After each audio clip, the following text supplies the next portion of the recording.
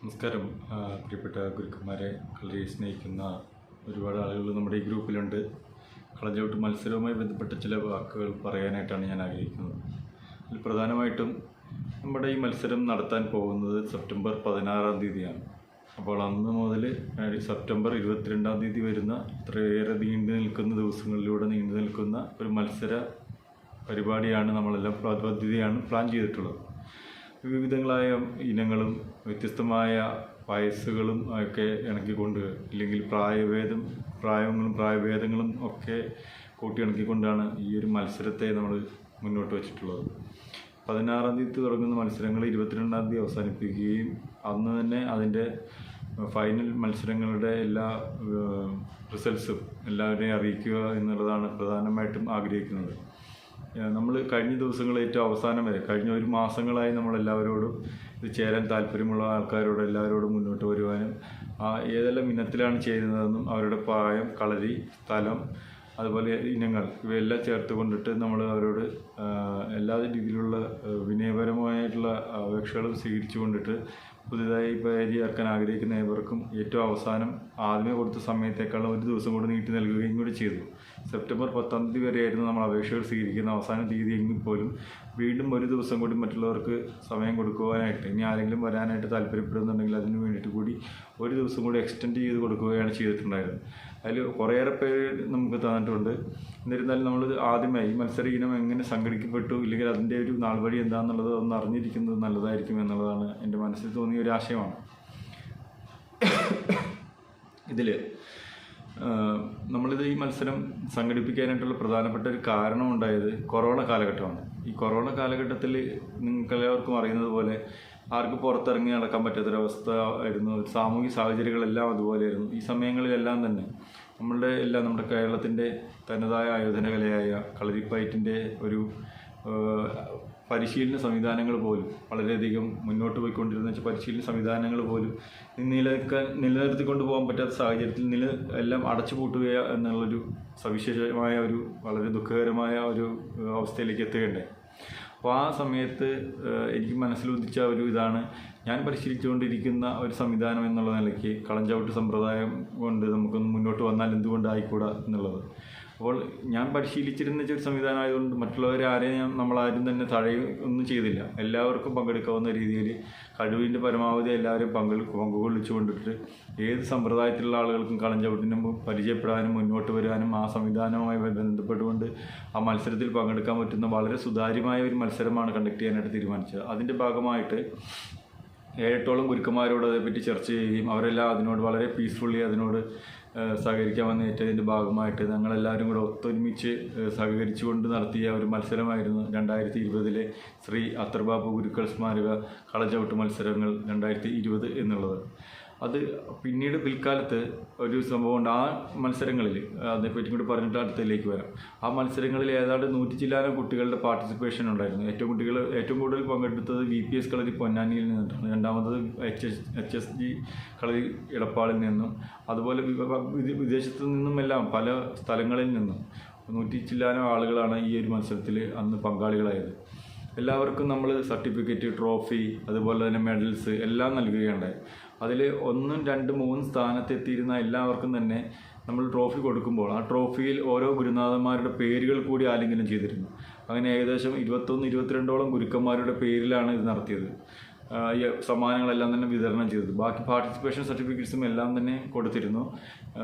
എല്ലാവർക്കും തന്നെ അത് എത്തിയിട്ടുണ്ടെന്നുള്ളതാണ് എൻ്റെ വിശ്വാസം. ആകപ്പാടെ ഒരു സർട്ടിഫിക്കറ്റ് മാത്രമേ ഇപ്പോഴും എൻ്റെ കയ്യിലുള്ളൂ. ശ്യാം എന്ന് പറയുന്ന ഒരാൾ, അദ്ദേഹം ബഹ്റിനിലോ കുവൈറ്റിലോ മറ്റായിരുന്നു. അദ്ദേഹത്തിന് മാത്രം അയച്ചു കൊടുക്കാനായിട്ട് സാധിച്ചില്ല. ബാക്കി ബാംഗ്ലൂരിൽ നിന്നും പുറം രാജ്യങ്ങളിൽ മറ്റ് സ്ഥലങ്ങളിൽ നിന്നൊക്കെ വന്നുള്ള ആൾക്കാർക്കൊക്കെ അത് നമ്മൾ കളരികളിലൂടെ തന്നെ നേരിട്ടെത്തിച്ചു കൊടുക്കുന്ന രീതിയായിരുന്നു അവലംബിച്ചിരുന്നത്. അപ്പോൾ ഏതായാലും നമ്മൾ ഈ പറയുന്നത് പോലെ 2020 നടന്ന മത്സരം പിന്നീട് നമ്മൾ നടത്താൻ നോക്കിയപ്പോൾ ആദ്യമേ ഇത്രയേറെ പാർട്ടിസിപ്പേഷൻസും വളരെ ശക്തമായ രീതിയിലുള്ള ഒരു പങ്കാളിത്തവും ഒക്കെ ഉണ്ടായിരുന്ന സംവിധാനം പിന്നീട് നടത്തുമ്പോൾ അത് ഇല്ലാതാക്കിയതിൻ്റെ പ്രധാനപ്പെട്ട ഉത്തരവാദിത്വം കേരള കളരിപ്പയറ്റ് അസോസിയേഷൻ സെക്രട്ടറിയായ ശ്രീ സോമൻ എന്ന് പറയുന്ന അദ്ദേഹത്തിൻ്റെ ഷാഠ്യം മൂലമാണെന്നുള്ളതാണ് ഞാൻ വ്യക്തമായിട്ട് മനസ്സിലാക്കിയത്. ഞാൻ പല ഗുരുക്കന്മാരുമായിട്ട് ചർച്ച ചെയ്യുമ്പോൾ അവരെല്ലാം പിന്നോട്ട് പോകുന്നത് ഞങ്ങൾക്കതിൽ താല്പര്യമില്ല, കുട്ടികൾക്ക് താല്പര്യമില്ല, ഇല്ലെങ്കിൽ സംഘടനാപരമായിട്ട് ഞങ്ങൾക്ക് അതിനോട് ബുദ്ധിമുട്ടുണ്ട് എന്നുള്ള രീതിയിലൊക്കെയാണ് പറയുന്നത്. അപ്പോൾ ഇതിനൊക്കെ ഏറ്റവും പ്രധാനപ്പെട്ട കാരണം ഈ പറയുന്ന സോമൻ തന്നെയാണ്. എന്തുകൊണ്ടായിട്ടാണ് ഒരു ആയോധന കലയുടെ ഒരു സമ്പ്രദായം വളരെ സുഗമമായി സുന്ദരമായി സുതാര്യമായി മുന്നോട്ട് വയ്ക്കുമ്പോൾ ഈ പറയുന്ന ഒരു വ്യക്തിക്ക് ഇല്ലെങ്കിൽ ഒരു സംഘടനയിലെ ആൾക്കാർ ഇതിന് തടയേണ്ട കാര്യം എന്താണ്? ഇത് ആരോടും ₹1 പോലും, ഒരു ഫ്രീ എൻട്രി ആയിട്ടുള്ളൊരു മത്സരമാണ് ഞങ്ങൾ നടത്തിയത്. ₹1 പോലും ഒരു കുട്ടിയിൽ നിന്നും മേടിക്കുന്നില്ല. പക്ഷേ എന്നാൽ മത്സരത്തിൽ പങ്കാളിയാവുന്ന എല്ലാ കുട്ടികൾക്കും പാർട്ടിസിപ്പേറ്റ് സർട്ടിഫിക്കറ്റും, വിജയികളാവുന്ന എല്ലാവർക്കും ട്രോഫി, സർട്ടിഫിക്കറ്റ്, ഒപ്പം മെഡലും കൂടെ കൊടുത്തുകൊണ്ടിട്ടാണ് ഈ മത്സരം വളരെ ഭംഗിയായിട്ട്, വളരെ എന്താ പറയുക, ഒരാളോട് എന്താ പറയുക, നല്ല ക്രിയാത്മകമായിട്ടും അതുപോലെ മാതൃകാപരവുമായിട്ടൊക്കെയാണ് ഞങ്ങൾ ഈ മത്സരങ്ങൾ സംഘടിപ്പിച്ചത്. അതിൽ ആർക്കും തന്നെ ഛേദവികാരം കൊള്ളേണ്ട കാര്യമില്ല. ഒരു സംഘടനയുടെ പേര് ഞങ്ങൾ ഉപയോഗിച്ചിട്ടില്ല. ഒരു കളരിയുടെ പേര് ഉപയോഗിച്ചുകൊണ്ട് ആ കളരിയുടെ പേരിനെ അടിസ്ഥാനപ്പെടുത്തിയിട്ടും അല്ല കളരി നടന്നിട്ടുള്ളത്. ഈവൻ എൻ്റെ കളരിയുടെ പേര് പോലും ഞാൻ വെച്ചിട്ടുണ്ടായിരുന്നില്ല. മറ്റുള്ള പങ്കെടുത്ത ഒരു ഗുരുനാഥന്മാരുടെ പേര്, കളരിയുടെ പേരുകൾ പോലും വെച്ചുകൊണ്ടിട്ടല്ല അത് നടത്തിയത്. ഒരു കൺവീനറും ഒരു അതിൻ്റെ സെക്രട്ടറി എന്നുള്ള നിലയ്ക്ക് അല്ലെങ്കിൽ ഒരു പ്രസിഡന്റ്ഷിപ്പ് എന്നുള്ള 2 കൺവീനർമാരുടെ പേരുകൾ മാത്രമേ അതിനകത്ത് ഉണ്ടായിരുന്നുള്ളൂ. അത് തടസ്സപ്പെടുത്താനായിട്ട് സംഘടനകളിൽ മറ്റൊരു സംഘടനയായി ഇപ്പം ഞാൻ തന്നെ പ്രവർത്തിച്ചുകൊണ്ടിരുന്നത് വെച്ചാൽ സ്പോർട്സ് കളരിപ്പയറ്റ് അസോസിയേഷൻ്റെ ആളുകൾ പോലും തടഞ്ഞ് ലാസ്റ്റ് അവസാനം എൻ്റെ റിന്യൂവലിൻ്റെ ഇതിൻ്റെ പൈസ അയച്ചു കൊടുത്തത് പോലും അവർ തിരിച്ചയക്കുകയാണ് ഉണ്ടായത്. ആ പൈസ അയച്ചു കൊടുത്ത് തിരിച്ചയച്ചത് എന്തിനാണെന്ന് ചോദിച്ചപ്പോൾ പോലും ഫോൺ എടുക്കാതിരിക്കുന്ന ആൾക്കാരാണ് ആ അസോസിയേഷൻ്റെ ആൾക്കാരെല്ലാം തന്നെ. സ്പോർട്സ് കളരിപ്പയറ്റിൻ്റെ അസോസിയേഷൻ്റെ മെമ്പറായിരുന്നു ഞാനും. അതിൽ ഞാൻ റിന്യൂവൽ സർട്ടിഫിക്കറ്റിന് വേണ്ടിയിട്ട്, ഇല്ലെങ്കിൽ ഓരോ വർഷാവർഷം അല്ലെങ്കിൽ 2 വർഷം കൂടുമ്പോഴേക്കും നമ്മൾ റിന്യൂ ചെയ്യാറുണ്ട്. ഇതിന് നമ്മുടെ രജിസ്ട്രേഷൻ റിന്യൂ ചെയ്യാനായിട്ട്. ആ രജിസ്ട്രേഷൻ റിന്യൂവലിൽ പോലും ക്യാഷ് തിരിച്ചയക്കുകയും ഒരു തരത്തിലുള്ള ഒഫീഷ്യലായിട്ടുള്ള റിപ്പോർട്ട് പോലും ചെയ്യാതെ നമ്മളെ മാറ്റി നിർത്തുന്ന ഒരു സവിശേഷമായൊരു വിഷയം, വളരെ സങ്കടകരമായ വിശേഷമാണ്. നമ്മളൊക്കെ എന്താ ചെയ്തത് അതിനകത്ത്? എന്ത് തെറ്റാണ് ചെയ്തത് നമ്മളതിനകത്ത്? ഈ കൊറോണ കാലഘട്ടത്തിൽ അടച്ചുപൂട്ടിപ്പോയ കളരികൾ തുറന്ന് പ്രവർത്തിപ്പിക്കുകയോ ഇല്ലെങ്കിൽ കുട്ടികളെ അവരുടെ ആ ഒരു കായികാഭ്യാസത്തിൻ്റെ, കായിക സംസ്കാരത്തിൻ്റെ മേഖലയിലേക്ക് വീണ്ടും എനിക്കറിയാവുന്ന ഒരു മേഖലയിലൂടെ ഉയർത്തിക്കൊണ്ടുവരാൻ ശ്രമിച്ചതാണോ ഞാനൊക്കെ ചെയ്ത തെറ്റ്? എന്തുകൊണ്ടാണ് ഇവരൊക്കെ ഇങ്ങനെയായി പോകുന്നത്? ഒരാളൊരു പരിശ്രമം നടത്തുമ്പോൾ അതിനോട് സഹകരിച്ച് പ്രവർത്തിക്കുകയോ അല്ലെങ്കിൽ അതിനോട് യോജിച്ചു കൊണ്ടിട്ട് അതിനെ മുകളിലേക്ക് ഉയർത്തിക്കൊണ്ടുവരാനുള്ള ശ്രമങ്ങളല്ലേ നടത്തേണ്ടത്? തടസ്സപ്പെടുത്തുന്നത് എന്തിനാണ്? ഒന്നിലേക്ക് വിയോജിക്കാം, തെറ്റില്ല. പക്ഷെ അത് തടസ്സപ്പെടുത്തിയത് കൊണ്ട് ഇവർക്ക് എന്ത് നേട്ടമാണ് ഉണ്ടാകുന്നത്? നേട്ടങ്ങളല്ല ഇവിടെ ഉണ്ടാകുന്നത്. ഇവിടെ ഈ ഒരു വിദ്യക്ക് നഷ്ടങ്ങളാണ് ഉണ്ടാകുന്നത്. ഈ വിദ്യയുടെ കൂടെ നിൽക്കുന്ന പല ഗുരുക്കന്മാരും ഉണ്ടെങ്കിൽ പോലും അവരെല്ലാം തന്നെ ഈ പല സംഘടനകളുടെ ഉള്ളിൽ പ്രവർത്തിക്കുന്ന ആളുകളാണെങ്കിൽ പോലും അവരെയൊക്കെ ശാസിക്കുകയും അതേപോലെ അവരോടൊക്കെ മറ്റുള്ള തരത്തിൽ അവരെ നിർബന്ധപൂർവ്വം ഇതിലേക്ക് പങ്കെടുക്കാൻ പാടില്ലാത്ത രീതിയിലേക്ക് ആക്കി തീർക്കുന്നതിന് മൂലം സത്യത്തിൽ അവർക്ക് തന്നെയാണ് നഷ്ടമുണ്ടാകുന്നത് എന്ന് യാഥാർത്ഥ്യം മനസ്സിലാക്കുക. ഇതുപോലെ എല്ലാ സമ്പ്രദായങ്ങളും യഥാർത്ഥത്തിൽ മറ്റ് മാർഷൽ ആർട്സിനെ നമ്മൾ പരിശോധിക്കുകയാണെങ്കിൽ ഓരോ സാമ്പ്രദായിക രീതികളും അവരുടെ ഐഡൻറ്റിറ്റി കീപ്പ് ചെയ്തുകൊണ്ട് അവർ സെപ്പറേറ്റ് സംഘടനകളുണ്ട്. എന്ന് വെച്ചാൽ ഇപ്പോൾ ഷോട്ടോഗാനിന് സംഘടനയുണ്ട്, ഷിറ്റോറിക്ക് സംഘടനയുണ്ട്, ഒച്ചിറിക്ക് സംഘടനയുണ്ട്, ബൊഡോറിക്ക് സംഘടനയുണ്ട്, ഗോജുവിന് സംഘടനയുണ്ട്, ഷാവോലിനുണ്ട് അവരുടേതായ രീതികളിൽ, മഞ്ചൂരിക്ക് അവരുടേതായ രീതികളുണ്ട്, വ്യൂഷുവിന് അവരുടേതായ രീതികളിലുണ്ട്. ജൂഡോവിന് ഒരൊറ്റ സ്റ്റൈൽ മാത്രമുള്ളതുകൊണ്ട് അത് മാത്രം വേറെ സെപ്പറേറ്റ് പോകുന്നില്ല. അപ്പോൾ നമ്മൾ ലോകമെമ്പാടും നോക്കുമ്പോൾ ഓരോ സാമ്പ്രദായിക രീതികളും ശൈലികളും അവർ പ്രത്യേക ഒരു ഗ്രൂപ്പായിട്ട് നിൽക്കുകയും പിന്നീട് ഒരു പൊതു മത്സരത്തിലാണ് അവർ പിന്നീട് ഒന്നിച്ചു വരികയും ചെയ്യുക.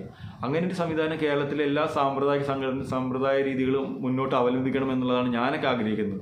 അറപ്പക്കാർ മാത്രമായിട്ടൊരു സംഘടന വേണം, സംഘടനയിൽ ഒരു കൂട്ടായ്മ, സംഘടനാപരമായിട്ടാണെങ്കിൽ അങ്ങനെയാണെങ്കിൽ തെറ്റൊന്നുമില്ല. അതുപോലെ പിള്ളേതാങ്ങിക്കാർ, വട്ടേന്തിരിപ്പിൻ്റെ ആൾക്കാർ, കളഞ്ചവിട്ടിൻ്റെ ആൾക്കാർ, അടിമുറിയുടെ ആൾക്കാർ, അതുപോലെ തുളുനാടിൻ്റെ ആൾക്കാരുണ്ടെങ്കിൽ അങ്ങനെ, ഒടിമുറിശ്ശേരി പോലെ അവൈലബിൾ ആണെങ്കിൽ അങ്ങനെ, ദ്രോണംപള്ളിക്കാരുണ്ടെന്നുണ്ടെങ്കിൽ അങ്ങനെ സെപ്പറേറ്റ് ആയിട്ട് ആ ഒരു വിഷൻ ഉള്ള ആൾക്കാരെല്ലാവരും കൂടെ ഒന്നിച്ച് ചേർന്നുകൊണ്ട് അവരുടേത് മാത്രമായ ഒരു രീതിയിലേക്ക് അത് മൂവ്മെൻറ്റ് ചെയ്യുകയും അവർക്കുള്ളിലൊരു മത്സരം നടക്കുകയും ചെയ്യുമ്പോൾ ശക്തമായ ഒരു മത്സരം അവിടെ മുന്നോട്ട് വരും. ഒരുപാട് വിദ്യകൾ പരസ്പരം ആ വിദ്യക്കുള്ളിൽ കൈമാറാനായിട്ടുള്ള സാധ്യതകളുണ്ടാവും. പക്ഷെ നമ്മളൊരു പൊതുവായൊരു മത്സരം, ഇപ്പോൾ നമ്മൾ അസോസിയേഷൻ മത്സരങ്ങൾ നടത്തുന്നു അല്ലെങ്കിൽ സ്പോർട്സ് ഫെഡറേഷൻ മത്സരങ്ങൾ നടത്തുന്നു, അത്തരം മത്സരങ്ങളിൽ വരുമ്പോൾ പൊതുവായിട്ടുള്ള ഒരു കാഴ്ചപ്പാടോടുകൂടി പൊതുവായിട്ടുള്ള അതിൻ്റെ ഉന്നമനത്തോടുകൂടി അത് ഒന്നിച്ച് പ്രവർത്തിക്കാവുന്ന രീതിയും അവിടെ അവലംബിക്കും പഠിപ്പിക്കേണ്ടതുണ്ട്. അതും ശരിക്കും ഇതിൻ്റെ ആവശ്യകതകൾ തന്നെയാണ്. ആ രീതിയിൽ നമ്മൾ ഈ സംഗതികളെ കാണാനായിട്ട് പഠിക്കുകയും അതിനോട് ചേർന്ന് അത്തരം രീതിയിലുള്ള പ്രവർത്തനങ്ങൾ നടത്തുമ്പോൾ മാത്രമേ നമുക്ക് സാമ്പ്രദായികമായിട്ടും വിദ്യാപരമായിട്ടും ഒരു ഉന്നമനം ഉണ്ടാവുള്ളൂ. ഇവിടെ എന്താണ് സംഭവിക്കുന്നത്?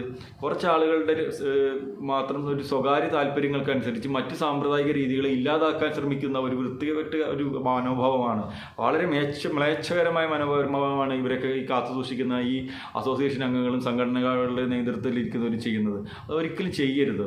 അപ്പോൾ അത്തരം വിദ്യകൾ ലോകത്ത് മറ്റുള്ളവരിലേക്ക് എത്തിപ്പെടേണ്ടത് പോലും എത്തിപ്പെടാതിരിക്കാനായിട്ട് ഇവർ ശ്രമിക്കുമ്പോൾ ആ വിദ്യകൾ നശിച്ചു പോയി കഴിഞ്ഞാൽ ഇവരാരെങ്കിലും പിന്നീട് അത് തിരിച്ചു കൊണ്ടുവരാനായിട്ട് ശ്രമിക്കുമോ? ഇല്ല. അപ്പോൾ ഈ വിദ്യകൾ നശിക്കണമെന്ന് എന്തുകൊണ്ടാണ് ഇവരൊക്കെ ആഗ്രഹിക്കുന്നത്? ആ ആഗ്രഹിക്കുന്നതിന് പിന്നിലുള്ള ചെയ്ത വികാരം എന്താണ്? ഇതിനെയൊക്കെ ഇവിടുത്തെ കേരളത്തിലെ ആയിട്ട് സ്നേഹിക്കുന്ന സ്വജനപക്ഷപാതമില്ലാതെ വളരെ സുതാര്യമായി ചിന്തിക്കുന്ന സമൂഹം ഇത് ഈ പറയുന്ന ഒരു ചിന്തയെ ഏറ്റെടുക്കുകയും ആ ചിന്ത എന്താണെന്നുള്ളതിനെക്കുറിച്ച് ചർച്ച ചെയ്യുകയും അതൊക്കെ ഈ ലോകം ചർച്ച ചെയ്യപ്പെടേണ്ടത് വിഷയമാക്കി മുന്നോട്ട് കൊണ്ടുവരികയും ചെയ്യണം. ഈ വരുന്ന ഒരു 10-25 വർഷങ്ങൾക്ക് ശേഷം നമ്മൾ ശരിക്കും അവലോകനം ചെയ്ത് നോക്കിക്കഴിഞ്ഞാൽ ഈ പറയുന്ന പല സമ്പ്രദായത്തിലുള്ള പല ഗുരുക്കന്മാരെ നമുക്ക് നഷ്ടപ്പെടുകയാണ് ഉണ്ടാകാൻ പോകുന്നത്.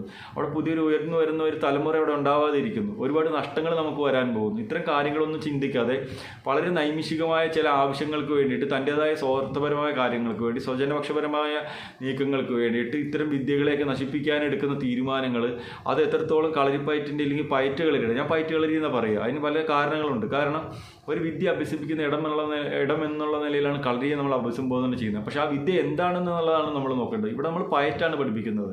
സംഗീതം പഠിപ്പിക്കുന്ന കളരിയെ സംഗീത കളരി എന്നും, നാടകം പഠിപ്പിക്കുന്ന കളരിയെ നാടക കളരി എന്നും, കഥകളി പഠിപ്പിക്കുന്ന കളരിയെ കഥകളി കളരി എന്നും ഒക്കെ പറയുമ്പോൾ കളരിപ്പയറ്റിന് മാത്രം തലതിരിഞ്ഞ ഒരു വാക്കും പദങ്ങളുമായി പോയത് എൻ്റെ കുറ്റം കൊണ്ടല്ല. പക്ഷെ ഞാനത് പല ഗുരുനാഥന്മാരിലൂടെ ചോദിച്ച് മനസ്സിലാക്കുകയും പ്രായമുള്ള പല ഗുരുക്കന്മാരോട് ചർച്ച ചെയ്തതിന് ശേഷമാണ് ഞാനത് പയറ്റ് കളരി എന്ന് പഠിക്കാൻ തുടങ്ങിയത് തന്നെ.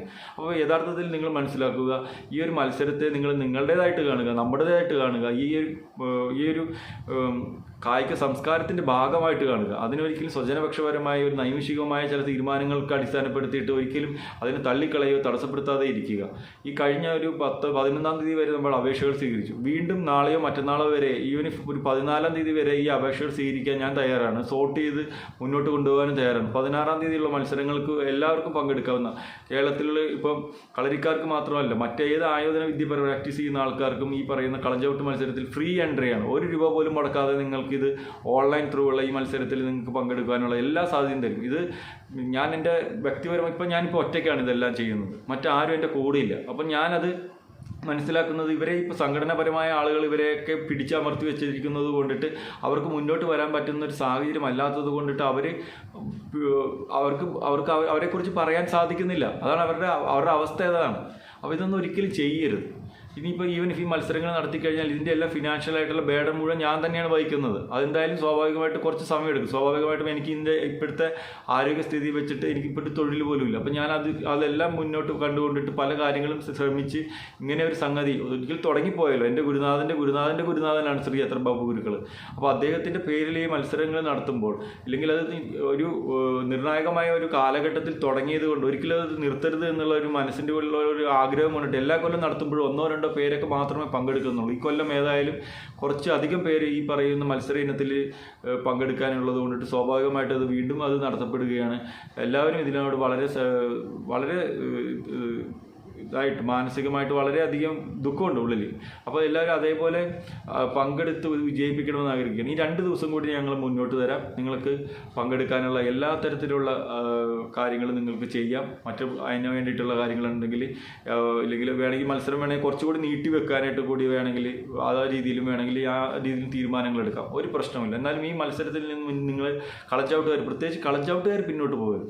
സ്വന്തം തറവാട് തല്ലിപ്പൊളിച്ചിട്ടല്ല മറ്റുള്ള ഇതിൻ്റെ അകത്തേക്കൊക്കെ പോവേണ്ടത്. അത് ആദ്യമേ മനസ്സിലാക്കുക. മറ്റുള്ള തെക്കനോ മത്സരിക്കുന്നതിനോ ഇല്ല വടക്കലിൽ മത്സരിക്കുന്നതിനോ ആരും കുറ്റം പറയുന്നില്ലല്ലോ. ഇപ്പോൾ കളഞ്ചവിട്ടുകാർക്ക് എവിടെ മത്സരമുള്ളത്? ഇല്ല. ആ സമ്പ്രദായത്തിനൊരു മത്സരം ഉണ്ടായിരുന്നു 90 കാലഘട്ടങ്ങൾ വരെ. പിന്നെ ആ മത്സരങ്ങളില്ല. അപ്പോൾ നിങ്ങൾ കളഞ്ചവിട്ടുകാരാണെന്ന് പറയുന്നുണ്ടെങ്കിൽ നിങ്ങൾ ഇത്തരം മത്സരങ്ങളിലേക്ക് ഉൾക്കൊള്ളണം, ഈ മത്സരത്തിലേക്ക് വരണം. മുന്നോട്ട് വന്നിട്ട് ഈ മത്സരത്തെ വിജയകരമാക്കണം. ഞാൻ നേരത്തെ പറഞ്ഞ പോലെ എല്ലാ സമ്പ്രദായങ്ങളും സെപ്പറേറ്റ് ആയിട്ട് തന്നെ മത്സരങ്ങൾ അവരുടേതായ രീതികളിൽ നടത്തണം. എങ്കിൽ മാത്രമേ ആ വിദ്യയായിട്ട് നിലനിൽക്കുകയും വിദ്യയായിട്ട് വിജയിക്കുകയും ചെയ്യുക. അങ്ങനെ അതുകൊണ്ടിട്ടാണ് ഷോട്ടോഗാൻ പോലെയുള്ള കരാത്തയുടെ സ്റ്റൈൽസ്, മറ്റുള്ള നിരവധിയായ സ്റ്റൈൽസ്, ലോകത്തെമ്പാടുമുള്ള പല സ്റ്റൈൽസും സെപ്പറേറ്റ് ആയിട്ട് നിന്നുകൊണ്ടിട്ട് അവരുടെ ഉള്ളിൽ നിന്ന് തന്നെ മത്സരങ്ങൾ വരുത്തുകയും പിന്നെ പൊതുവായിട്ട് വേൾഡ് കരാത്തെ ഫെഡറേഷൻ്റെ മത്സരം നടക്കുമ്പോൾ 100 ചില്ലാൻ കത്താസ് അതിനകത്ത് നിന്ന് പല 3-4 സ്റ്റൈൽസിൽ നിന്നെടുത്ത് അതൊരു മത്സര രീതിയിലേക്ക് പൊതുവായി കൊണ്ടുവരുന്ന ഒരു രീതിയൊക്കെ അവലംബിക്കേണ്ട കാലഘട്ടമേ കഴിഞ്ഞു. അപ്പോൾ ആ ഒരു രീതിയിൽ കളഞ്ചവിട്ടുകാർ മത്സരങ്ങളിൽ പങ്കെടുക്കണം. കളഞ്ചവിട്ടുകാരെന്ന് പറഞ്ഞ് നടക്കുന്നവർ എങ്കിലും ഇതിനകത്ത് മത്സരങ്ങളിൽ വീണ്ടും പങ്കെടുക്കണം. ഈ മത്സരം വീണ്ടും അല്പം കൂടി നീട്ടി വെക്കണമെന്നുണ്ടെങ്കിൽ അതും ചെയ്യാനായിട്ട് വളരെയധികം വിഷമത്തോടെയാണെങ്കിൽ കൂടി ഞാനത് അതിന് തയ്യാറാണ്. നമുക്ക് അതിനുവേണ്ടി പരിശ്രമിക്കാം. അത് നീട്ടി വെക്കുന്ന ഒരു ഡേറ്റ് എനിക്ക് തോന്നുന്നു നമ്മൾ ഈ 16-ാം തീയതി തുടങ്ങാൻ ഇരുന്നേച്ചത് നമുക്കൊരു ഒക്ടോബർ 1-2 തീയതികളിൽ വേണമെങ്കിൽ സ്റ്റാർട്ട് ചെയ്യാവുന്ന രീതിയിൽ വീണ്ടും ഒരു 10, 15, 16 ദിവസം കൂടെ മുന്നോട്ട് നീക്കി വേണമെങ്കിൽ ചെയ്യാവുന്നതാണ്. നിങ്ങൾക്ക് പങ്കെടുക്കാൻ താല്പര്യമുണ്ടെങ്കിൽ തീർച്ചയായിട്ടും ഇതിൽ പങ്കെടുക്കണം. ഇത് വോയിസ് ഏകദേശം 15 മിനിറ്റോളം ഇത്തരം കാര്യങ്ങൾ തുറന്ന് പറയേണ്ട കാര്യങ്ങൾ ഉള്ളത് കൊണ്ടിട്ടാണ് ഇതെല്ലാം തുറന്ന് പറയുന്നത്. അത് നിങ്ങളത് മനസ്സിലാക്കുക. ഈ ഒരു വിദ്യയെ നശിപ്പിക്കാതിരിക്കുക. നമുക്ക് എല്ലാം കുറേശ്ശെ ഉള്ളൂ ഇപ്പോൾ വന്ന് ഇനി അത് ഒട്ടുമില്ലാതാക്കാവുന്ന രീതിയിലേക്ക് ആരും അതിലേക്കുള്ള വഴി തുറക്കാതിരിക്കുക. സത്യസന്ധമായ രീതിയിൽ നീതിപൂർവമായ രീതിയിലും നേരിൻ്റെ മാർഗത്തിലും ഒക്കെ വരികയും ചങ്കൂറ്റമുള്ള ആൾക്കാരായിട്ട് മുന്നോട്ട് വരികയും ചെയ്യും. എല്ലാവരും ധൈര്യം പഠിപ്പിക്കുന്നുണ്ട്. പക്ഷേ ഈ പറയുന്ന കലയുടെ കാര്യങ്ങളിൽ വരുമ്പോഴത്തേനും സംഘടനാപരമായ കാര്യങ്ങളിലേക്കൊക്കെ വരുമ്പോഴത്തേനും സ്വയം പേടിത്തൂറമാരെ പോകുന്ന ഒരു രീതിയിലേക്ക് ഇങ്ങനെ ഭാഷകൾ പറയുന്നത് പോലും വളരെയധികം സങ്കടത്തോടെയാണ്. ആ രീതിയിലേക്ക് മാറിപ്പോകുന്നത് കാണുമ്പോൾ വളരെയധികം സങ്കടം തോന്നുന്നുണ്ട്. അപ്പോൾ എല്ലാവരും ഇതിനോട് സഹകരിക്കണമെന്ന് പറയും. ഭാഷ മാറിപ്പോകുന്ന പദങ്ങളൊക്കെ വരുന്ന സങ്കടപരമായതുകൊണ്ടാണ്. അങ്ങനെ പേടിച്ച് മാറിപ്പോകേണ്ട ആവശ്യങ്ങൾ എന്താണ്? അവരവർ റെപ്രസെൻറ്റ് ചെയ്യുന്ന ഐഡൻറ്റിറ്റിയെ കീപ്പ് ഓൺ ചെയ്യാനായിട്ട് എന്തുകൊണ്ടാണ് ഭയക്കുന്നത്? അതിനെ ആരെയും ഭയക്കേണ്ട കാര്യങ്ങളൊന്നുമില്ല. അവർ നടത്തുന്ന മത്സരങ്ങളിൽ അതിൻ്റെ റൂൾ എന്താണ് അതനുസരിച്ച് അവർ പോയാൽ പോരെ. മറ്റുള്ളവർ നടത്തുന്ന മത്സരങ്ങളിൽ സ്വതന്ത്രമായി നടത്തുന്ന ഒരു സംഗതി ഒരു കളരിയുടെ പേരിടെ അല്ലല്ല, ഒരു സംഘടനയുടെ പേരിലല്ല, വളരെ സ്വതന്ത്രമായിട്ട് എല്ലാവർക്കും പങ്കുചേരാവുന്ന ഒരു രീതിയിൽ എല്ലാവരെയും ഉൾക്കൊണ്ടുകൊണ്ട് നടത്തുന്ന ഒരു മത്സരത്തിൽ എല്ലാവരും പങ്കെടുക്കണമെന്നുള്ള ആഗ്രഹത്തിൽ ആ വിദ്യ എല്ലാവരിലൂടെ വളരണമെന്നുള്ള ആഗ്രഹത്തോടെ നടത്തുന്ന ഒരു മത്സരമാണിത്. ഇതിലെല്ലാവരും വളരെ ഇതായിട്ട് പങ്കെടുക്കണമെന്ന് വിനീതമായി അഭ്യർത്ഥിച്ചുകൊണ്ട് ഇത്രയും നേരത്തെ ഇതിനകത്ത് ആർക്കെങ്കിലും മാനസികമായിട്ട് ബുദ്ധിമുട്ടുണ്ടെങ്കിൽ ക്ഷമിക്കുക. പക്ഷേ ഇത് കാര്യങ്ങൾ പറയാതെ ഇരിക്കാൻ നിവൃത്തിയില്ലാത്തതുകൊണ്ട് പറഞ്ഞു എന്നുള്ളത് മാത്രം. വളരെയധികം നന്ദി, സന്തോഷം.